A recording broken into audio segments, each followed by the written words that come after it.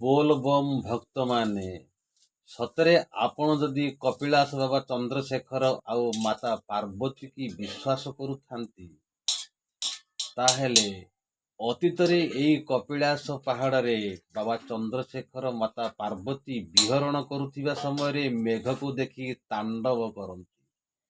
ସେହି ତାଣ୍ଡବର ତାଳେ ତାଳେ ମୟୂର ଠାରୁ ଆରମ୍ଭ କରିକି ଅନେକ ଜୀବଜନ୍ତୁମାନେ ନୃତ୍ୟ କରନ୍ତି।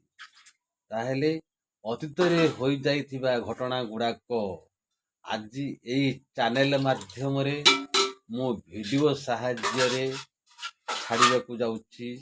ଆପଣମାନେ ଯଦି ଚନ୍ଦ୍ରଶେଖର ବାବାଙ୍କୁ ବିଶ୍ୱାସ କରନ୍ତି, ତାହେଲେ ମୋର ଏହି ଭିଡ଼ିଓକୁ ଲାଇକ୍ କରନ୍ତୁ ଆଉ ସବସ୍କ୍ରାଇବ୍ କରନ୍ତୁ।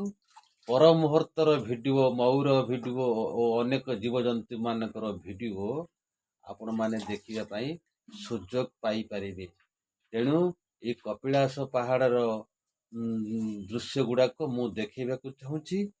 ଆଉ ଦେବସଭାରେ ଭଗବାନ ଶ୍ରୀକୃଷ୍ଣଙ୍କର ମୂର୍ତ୍ତିକୁ ମଧ୍ୟ ଦେଖାଇବାକୁ ଚାହୁଁଛି। ରହିଲି, ନମସ୍କାର।